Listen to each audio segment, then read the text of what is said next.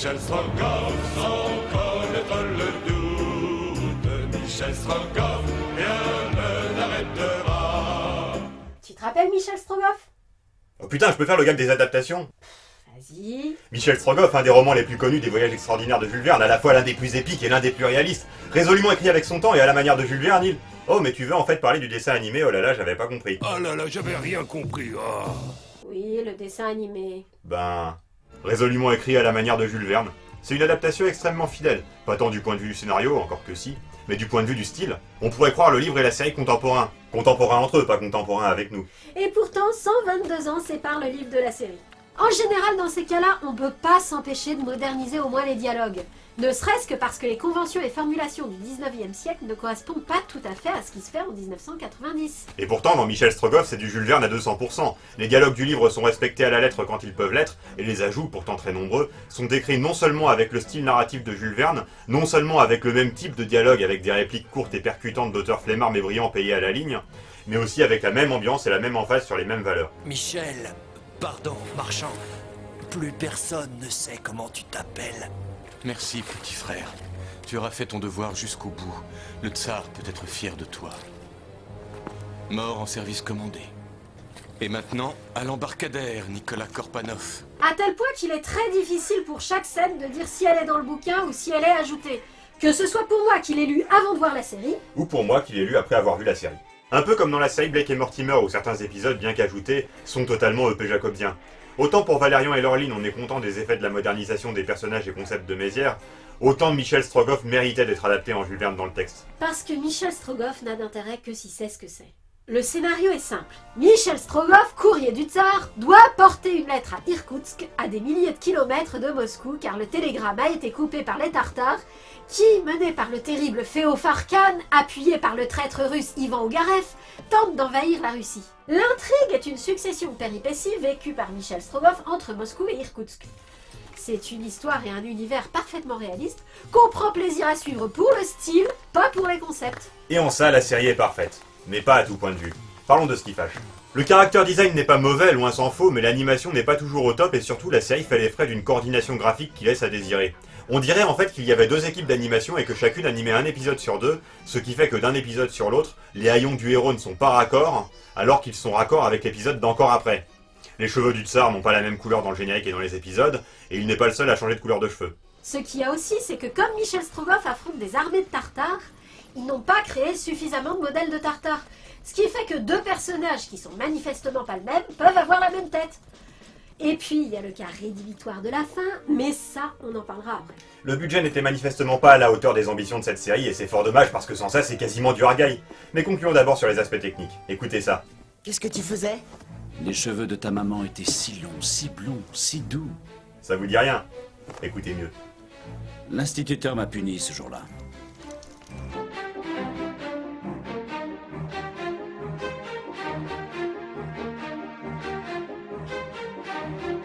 Étonnant, hein? Bon, c'est assez anecdotique, l'immense majorité des musiques de la série lui sont exclusives et elles sont toutes très bien. Et, chose rare quand il y a des paroles, le générique ne fait pas exception.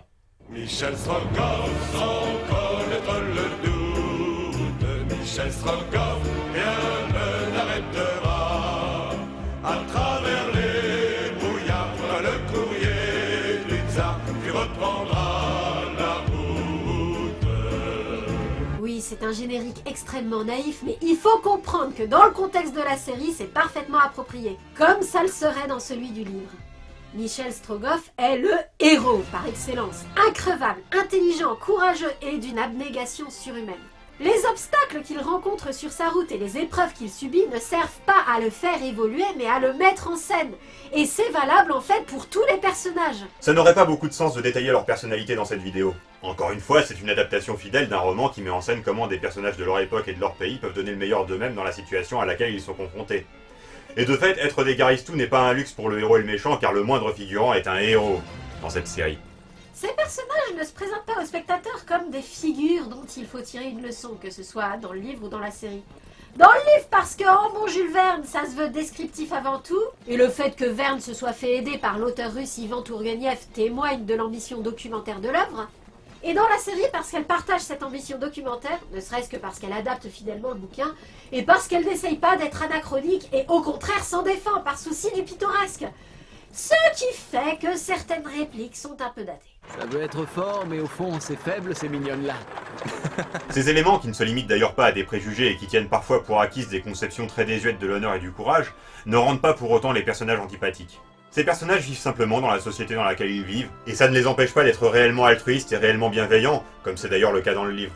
Les personnages tiennent pour acquis que les femmes sont généralement faibles et que refuser un duel à mort est digne du plus méprisable des lâches, mais ils se laissent tout à fait l'occasion d'être démentis et reconnaissent le mérite des exploits d'où qu'ils viennent. Le parti pris de Verne et des auteurs de la série, surtout des auteurs de la série d'ailleurs, n'est qu'esthétique, il ne défend pas une vision du monde. Qu'en penser? Doit-on en penser quelque chose? On peut, si l'on y tient vraiment, se demander ce qu'un enfant retire de cette série en la regardant. D'abord, je suis pas sûr que ce soit pour les enfants. La violence n'est pas édulcorée de quelque manière que ce soit. Graphiquement, ça manque de sang, mais la mort est omniprésente. Et d'ailleurs, parmi les scènes les plus violentes, il y en a un certain nombre qui sont entièrement ajoutées par la série. Verbalement, ça n'essaie pas de se rendre plus accessible pour les enfants. Je suis l'Iemschik le plus rapide de l'Est. Mes chevaux sont des aigles. Au fait, et toi-même, serais-tu un corbeau? Certainement pas.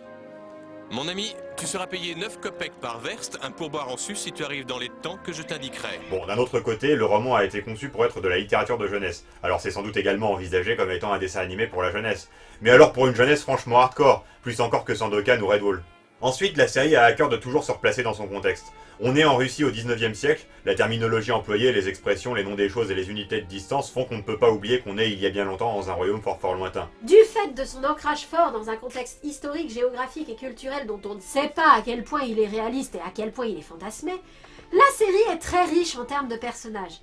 Ils sont certes finalement assez peu nombreux et tous foncièrement bons ou foncièrement mauvais, mais ils sont tous très présents et ne sont pas du tout interchangeables. Et en fait, la diversité est assurée par les deux journalistes qui sont essentiellement des personnages comiques également présents dans le livre. Le problème avec ces éléments qui viennent du livre, c'est que soit on n'en dit rien, soit on en dit tout.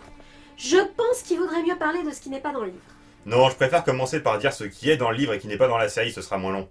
Déjà, dans le livre, il y a la narration. Et bien que la série rende en dialogue ce qu'il y a d'important dans la narration du livre, elle est quand même importante pour comprendre certaines blagues, certains aspects de la situation ou certaines expressions des dialogues qui sont expliqués dans la narration. Par exemple, quand Michel Strogoff demande des aigles à chaque relais quand il voyage en charrette, il ne parle pas des chevaux mais du type de prestation, et ce n'est expliqué que dans le livre. Ce sont des petits détails comme ça. Ensuite, il y a que le contenu de la lettre est un peu différent. Dans le livre, en plus d'une promesse de renfort, la lettre contient un avertissement pour le duc qui ignore qu'un russe, Ogarev, va tenter de se faire passer pour un de ses hommes pour l'assassiner ou le livrer à Féofarkan. Ce détail ainsi que quelques autres du même ordre au cours du récit me laissent perplexe. Ils l'ont retiré alors que ça rend le conflit plus ciblé entre le héros et le méchant, et l'enjeu plus facilement compréhensible par des enfants. Preuve encore que la série n'avait pas forcément l'intention de se rendre plus clair pour les enfants. Et c'est à peu près tout. Les ajouts de la série par rapport au bouquin, eux, sont très nombreux. Il y a beaucoup de background. La série ouvre sur la naissance et l'enfance de Michel Strogoff auprès de son père qui, conformément au bouquin par contre, a vaincu la malédiction disant qu'aucun chasseur sibérien ne peut survivre à son 40e ours. On assiste à sa mort et la série fait en sorte que Ogarev le méchant y ait joué un rôle. Le background d'Ogarev est développé lui aussi, mais il est un peu bizarre. Le colonel Ogarev a trahi plusieurs fois la Russie au cours de sa vie, et ce même après avoir été découvert une première fois. Bon, admettons, la Russie est un grand territoire, il a pu se faire engager à 2 endroits différents sans risque d'être reconnu, vu qu'il n'avait sans doute pas dans chaque région des registres des officiers de toutes les autres régions. À part ces flashbacks, qui sont très bien en tant que tels, il y a davantage de scènes d'action, dans la première moitié de la série notamment. Le personnage de Vassili Fedor, le père de Nadia, est davantage développé, et Sangar, la tzigane complice d'Ogarev, a un rôle plus important et une mort différente à la fin. D'ailleurs, à son sujet... Je n'ai remarqué qu'une zigane qu'il me semble avoir déjà vue. Et si tu l'as déjà vue, c'est que tu es très observateur. Car d'habitude, elle ne se montre pas, elle se déguise tout le temps. Ouais, enfin, son déguisement consiste simplement à mettre un chapeau. Enfoncé, Clark Kent. Bien que les dialogues soient fidèles, il y a un ajout en particulier qui est un peu bizarre. Dans certaines provinces de Russie, lorsqu'un lièvre traverse la route devant une charrette alors qu'on est en train de chanter, ça porte malheur aux passagers de la charrette. Ils ont de drôles de malédictions en Sibérie, entre ça et les 40 ours. Bon, dans le roman, la malédiction, c'est simplement quand un lièvre croise un voyageur, peu importe s'il chante ou pas. Peut-être qu'il voulait pas effrayer les enfants qui ont déjà croisé un lièvre. En parlant d'ajouts bizarres, dans la série, Michel Strogoff exhorte plus explicitement Nadia, sa compagne de voyage qu'il fait passer pour sa sœur, à aller voir sa mère à lui, Marfa, quand ils passeront à Omsk, vu que lui n'a pas le droit d'aller la voir. Oui, alors qu'il se fait passer auprès d'elle pour Nicolas Korpanov marchand de chevaux. C'est sûr qu'il n'y aura absolument aucun problème si elle se met à demander Marfa Korpanov une fois à Omsk. Et puis surtout, il y a le gros ajout de la scène centrale du livre. La scène est bien connue et reprise dans toutes les adaptations. Michel Strogoff a les yeux brûlés au fer rouge par Théo-Farcan. Spoiler, on découvre à la fin qu'il n'est pas aveugle. L'explication? Qu'il a pleuré pendant l'acte en voyant sa mère se faire torturer et que ses larmes ont suffi à refroidir l'air autour de ses yeux. Et la narration de nous dire que si, c'est possible. Mais si, c'est possible avec la carte Kiwi. Qualitativement, c'est possible pour la raison indiquée par le bouquin, mais enfin je doute que 2-3 gouttes d'eau suffisent à produire ce résultat, surtout si la lame chauffée au rouge lui a été plaquée contre les yeux. Dans la série, à cette explication s'ajoutent 2 autres explications plus plausibles. 1. Le couteau ayant servi à l'opération est celui de Michel Strogoff, fabriqué dans un matériau spécial qui refroidit très vite après avoir été porté au rouge. Et 2. Les 2 journalistes ont convaincu la reine des Tartares, femme de Théo-Farcan, d'ordonner au bourreau de tenir la lame suffisamment éloignée des yeux de Michel Strogoff. Ça, ce sont les ajouts en matière de scénario. Il y a à part ça 2 gros ajouts d'une nature un peu particulière. Tout au long de la série, l'action s'interrompt de temps en temps au profit de longues scènes de dialogue incompréhensibles entre les membres d'un groupe de personnages anglais. Peut-être des personnages historiques que nous n'avons pas su identifier, en tout cas sûrement des espions, puisque leurs commentaires des événements rapportés par le journaliste Blount sont entrecoupés d'obscures remarques sur le pudding de Tante Agathe ou d'autres choses du même genre. Pire, y aurait-il pire que des tartares assoiffés de sang? Oh, pour sûr. Je ne vois pas. Si, le pudding de Tante Agathe. Oh my God. Effectivement. S'il ressemble à celui de ma défunte épouse. Oui, j'avais avec quelques cousins émis l'idée d'aller chasser l'ours du côté du lac Baïkal. À l'époque de l'anniversaire de la tante Agathe. Vous m'avez compris. Ces espions sont bien évidemment absents du bouquin, mais une partie de leur dialogue sert à mettre en scène des éléments de la narration du bouquin, que les scénaristes de la série ont dû juger suffisamment intéressants pour justifier ces scènes bizarres qui interrompent l'action.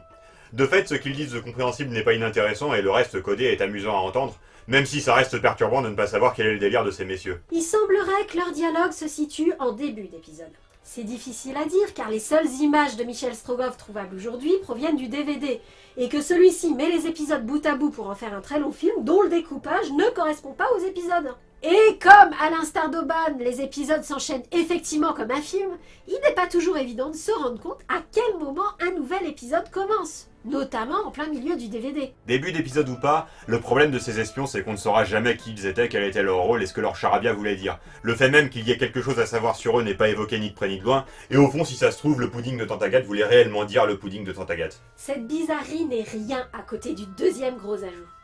Peut-on vraiment parler d'ajout? C'est plutôt une fantaisie d'adaptation. Parfois, au lieu des espions, il y a ces mystérieuses scènes à Paris.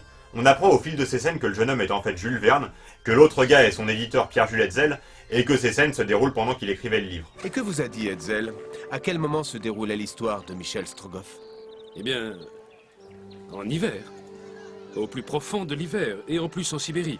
Alors bien sûr, j'ai mis cette troïka sur la glace tirée par 3 chevaux fougueux, comme vous l'avez si bien décrit, et avec en arrière-plan le palais couvert de neige. Tu es un véritable éditeur? Tu ne lis même pas les ouvrages de tes écrivains? Comment tu peux dire cela? Aurais-je mal transcrit ce que tu m'as raconté en me remettant ton manuscrit? Si tu avais lu au moins jusqu'à la 6e page, tu aurais su que l'action au Palais Neuf se passait en juillet, qu'un bal était donné exactement dans la soirée du 15 au 16 juillet.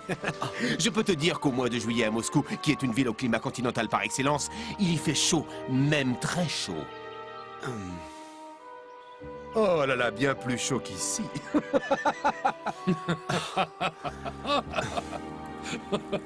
Ah, monsieur, je referai cette image.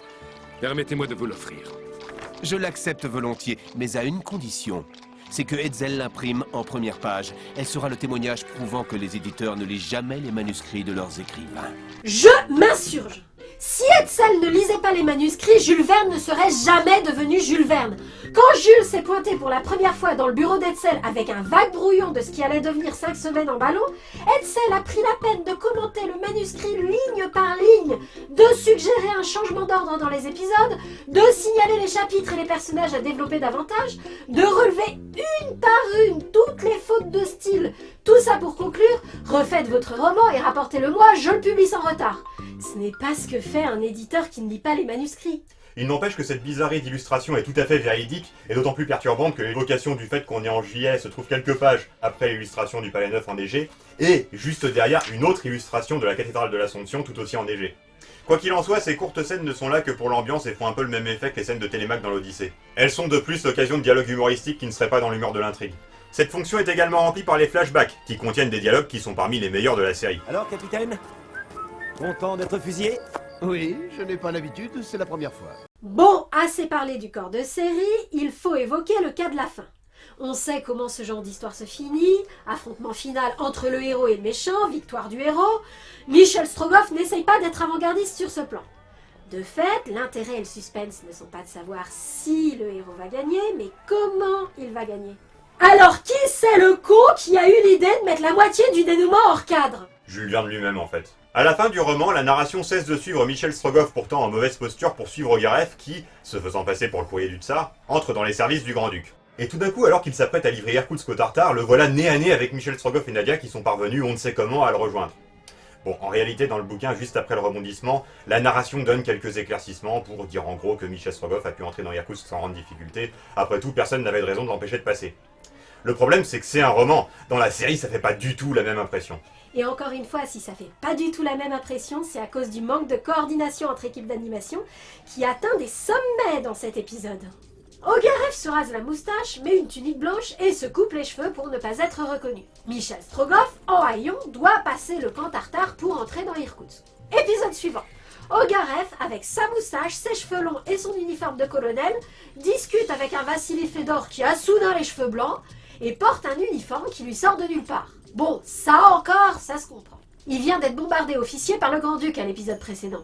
Mais entre ça et le fait qu'Ogareff a de nouveau son apparence de traître, qu'il y a des figurantes dans l'arrière-plan, alors qu'on a bien précisé dans l'épisode précédent que les femmes et les enfants ont été évacués d'Irkoutsk à cause de la bataille imminente, l'ambiance désinvolte de Cantina qui jure avec la gravité de la situation, le pauvre spectateur est en train de se demander si on est dans un flashback, si le gars à qui Ogareff parle est bien Vassili Fedor ou un personnage dessiné sur le même modèle, et quand on a enfin admis que tout ça n'est qu'un défaut graphique, que nous avons toujours affaire au Ogareff déguisé, malgré le fait qu'il ne le soit plus, et à Irkoutsk assiégé, malgré le fait que les femmes et les enfants sont encore présents dans le décor, notre vilain retourne à ses appartements et tombe nez à nez avec Nadia et Michel Strogoff, avec Nadia qui arbore maintenant une superbe robe de soirée encore plus sortie de nulle part que l'uniforme de son père, et Michel Strogoff qui a retrouvé un uniforme flambant neuf. Oui, c'est à ce point-là! Comment est-ce que ça a pu échapper à l'équipe de réalisation? Avait-il un budget si serré qu'il ne pouvait même pas se payer le luxe de réanimer certaines scènes, même en cas d'erreur aussi énorme? Bien sûr, cette série nous a habitués aux incohérences graphiques, mais le skin d'un personnage, c'est quand même pas quelque chose qui se change par distraction. Autant qu'Ogareff et Michel retrouvent leur ancienne apparence, on peut mettre ça sur le compte d'un oubli. Autant qu'un dessinateur se soit fait chier à inventer une nouvelle tenue pour Nadia à un moment où elle est censée être vêtue de ses haillons de voyage, ça paraît hautement improbable. Nous avons eu du mal à nous convaincre que nous n'avions pas loupé un épisode en voyant ça, parce que ça donne vraiment l'impression qu'il y a un trou dans le scénario. Vous voyez, il serait tout à fait plausible que Michel et Nadia, parvenus au palais, soient d'abord tombés sur la duchesse, qui a refusé d'évacuer en même temps que les autres femmes d'Irkoutsk, et que celle-ci leur ait dit « Je crois à votre histoire, je vais vous introduire auprès de mon mari, mais pas avant que vous vous soyez changés, parce que guerre ou pas guerre, on ne se présente pas au Grand-Duc en haillons. » Et que la rencontre d'Ogareff et Nadia se passe après ce changement de tenue. Mais une scène pareille ne se passe jamais hors cadre, alors où sommes-nous? Quand sommes-nous? Je sais pas. Je sais vraiment pas. Tout ce que je peux te dire, c'est que cette série a été produite à l'époque où IDDH connaissait de grosses difficultés financières dues à la faillite de son principal client, la 5. La société de production a d'ailleurs déposé le bilan un an après l'apparition de Michel Strogoff. Je suppose que cette série est aussi bien qu'elle pouvait l'être en étant créée dans de telles conditions. Et il faut reconnaître, c'est le seul moment où une aberration graphique empêche réellement d'apprécier l'action. De fait, comme on a du mal à prendre au sérieux l'affrontement final dans ces conditions, la fin de la série est un peu faiblarde. Bruno René Huchès a dû trouver frustrant de ne pas avoir pu bénéficier d'une animation de meilleure qualité pour une production avec un tel potentiel, donc il a fait un film 6 ans plus tard en reprenant les mêmes character design. Il a apparemment trouvé que l'intrigue de Michel Strogoff serait mieux racontée sans les scènes de Jules Verne et sans les espions anglais, mais avec une meilleure homogénéité graphique et des souris anthropomorphisées. Les mots ne suffisent pas à décrire notre incompréhension. Je suppose que c'est le genre de situation où il ne faut pas demander pourquoi. Pourquoi ? Qui décide, après avoir fait une série qui par ailleurs se situe dans un registre parfaitement réaliste, y compris dans ses parties pris graphiques, que ce qui lui manque c'est des souris à la Cendrillon. Des souris qui interviennent dans l'intrigue de surcroît. Pas beaucoup, mais quand même, un petit coup de pouce décisif de temps en temps. Ah mais tu comprends pas, c'est très profond en fait. Les événements modifiés par les souris sont une métaphore du fait que, toute réaliste que soit la situation, le facteur chance qui permet la réussite du héros n'est possible que parce que l'auteur l'a décidé, parce que c'est une histoire. C'est une métaphore pour illustrer que le fil d'événements effectivement vécu par Michel Strogoff n'est qu'une possibilité très improbable où il est incroyablement chanceux d'éviter toutes les balles perdues, parmi tous les scénarios où l'issue lui est défavorable. En effet, dans la réalité, Michel Strogoff se serait fait tirer 10 fois dessus. C'est ça que ces souris mettent en avant, en intervenant de façon à ce que les balles qui auraient dû atteindre le héros par malchance ne l'atteignent finalement pas. Ou alors ils les ont mises parce qu'ils sont cons et qu'ils croient que c'est comme ça qu'il faut s'y prendre pour plaire aux enfants. Les enfants, j'en sais rien. L'attitude de ces souris est quand même un peu suspecte. C'est vrai qu'on se demandait dans la série pourquoi ils avaient mis Jules Verne et les espions anglais. Mais franchement, les souris, ça paraît beaucoup plus bizarre. Tel que c'est présenté, on dirait le prototype d'un gimmick pour une série de films adaptés de romans où les souris joueraient le rôle du lecteur qui vit l'intrigue en même temps que le héros. Mais je n'ai pas connaissance que d'autres films du même genre aient été faits. Bon, et à part ça, qu'est-ce qu'il vaut le film? C'est pas très concluant. Il y a un peu le même genre de problème de rythme que dans le film Le Dernier Maître de l'Air, et ils ont embauché des comédiens pas très convaincus pour réciter des dialogues modernisés dans des situations modernisées elles aussi. Pourquoi tu as refusé de te battre hier? 2 hommes me visaient par la fenêtre. Je n'avais aucune chance de m'en sortir. Ah ça c'est vrai! Le problème c'est que pour prendre ce parti de manière convaincante, il aurait fallu tout reprendre à zéro. Effectivement, ce n'est pas du tout ce qu'ils ont fait. La principale qualité du film vient du fait qu'il est très fortement inspiré de la série. On y reviendra, mais du coup, à cette esthétique jules-vernienne s'ajoute une élocution très moderne des personnages et des partis pris graphiques qui jurent résolument avec l'ambiance. Le design de Sangar et d'Ogarev pour ce film irait très bien dans un Disney, ou dans Excalibur l'épée magique, ou Anastasia. Mais le coup de l'eyeliner ne fait pas du tout bon ménage avec l'ambition d'authenticité du reste. Et je parle même pas du bijou horrible façon princesse Sissi à la fin. C'est d'autant plus embêtant que certains détails ajoutés, comme l'accent provençal de Jolivet ou l'aspect visuel de Féo Farcan, sont plus fidèles au livre que ne l'était la série à leur endroit. Le fait d'être basé sur la série est à la fois une qualité et un défaut en termes de scénario. Comme c'est un film, certains détails et certains personnages ont dû être abandonnés, parfois même en cours de route, comme c'est le cas pour Sangar qui disparaît du film vers la fin faute de temps pour mettre en scène sa mort. Mais c'est aussi une qualité dans le sens où ce film permet de réincorporer des choses qui avaient visiblement été complètement oubliées en cours de route dans la série tellement elle est dense. Comme on a dit, au début de la série, Ogarev joue un rôle dans la mort du père de Michel Strogoff, et celui-ci le blesse au bras en lui lançant sa fourche.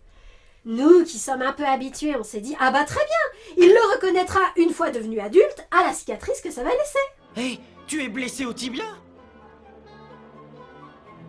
Est-ce que tu ne serais pas celui auquel je pense? Mais non, il se passe rien en rapport avec ça.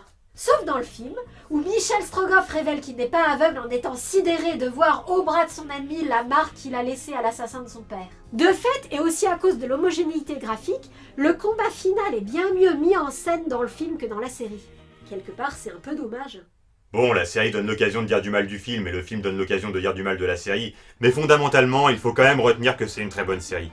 Elle est très bien écrite et très bien mise en scène. Ses défauts sont la conséquence de sa très grande ambition, peut-être trop élevée pour IDDH alors à l'article de la mort. Elle réussit pourtant tout ce qui ne nécessitait que du talent et de la bonne volonté, c'est-à-dire l'écriture et les idées, et ses lacunes, toujours d'ordre technique, ne sont réellement gênantes qu'à de rares occasions. C'est une bonne adaptation du livre et une bonne série en général, qui mérite qu'on s'en souvienne. Gouverneur, si vous le souhaitez, nous pouvons échanger nos uniformes, mais à la seule condition que je puisse me battre à vos côtés. Et selon les coutumes de Grande-Bretagne, je souhaiterais offrir ce cheval en gage de paix au tout-puissant Pocahontas. Jerry a décidé, après 35 ans de bons et loyaux services au Whoop, qu'il était grand temps pour lui de se mettre au golf. Je me doute que tes raisons sont valables, que tu obéis peut-être à un devoir, et que celui-ci est plus sacré que celui qui lie un fils à sa mère. Oh, c'est toujours comme ça, hélas. Mes parents sont toujours en déplacement à cause de leur travail. J'ai toujours rêvé d'aventure, de vaincre des démons, de défendre des demoiselles en détresse. Eh bien, ils seront à celui qui pourra repartir, car l'un de nous mourra. Voici une lettre. Michel Strogoff, je te charge de la remettre en main propre à mon frère, et à nul autre que lui. Le pouvoir de transformer les castors en or. Vous allez faire une vilaine chute, ma chère. Crétin, ce gosse, comme tu dis, est un alchimiste d'État qui en réfère directement au généralissime Bradley. Si le gouvernement en a besoin, c'est pour lui. Si le public en a besoin, il paie. Je l'aurais eu sans problème si tu n'avais pas ouvert la bouche. Ce sont des loups, cher confrère. Regardez les paysans s'arment. Rien qu'un chaman affamé de pouvoir et à la recherche de son prochain repas. La survie matérielle est la seule chose à laquelle ces sous-humains s'intéressent. Mais c'est pas drôle, pourquoi tu as fait ça? J'espère que nous nous reverrons. Sur un terrain moins glissant, mais peut-être plus vallonné. J'en sais trop rien, madame. Je me souviens plus de mes parents. Mon père n'est plus de ce monde, maman. Tu n'es pas le fils de Pierre et de Marfa Strogoff? Tout ce qu'il me reste à faire, c'est d'assembler les pièces du puzzle dans le bon ordre. Et alors, ton père ressuscitera. C'était le 40e ours de Vladimir. Et le mien aussi, d'ailleurs. Allez, dépêchons-nous. Ce que nous cherchons est après le prochain virage.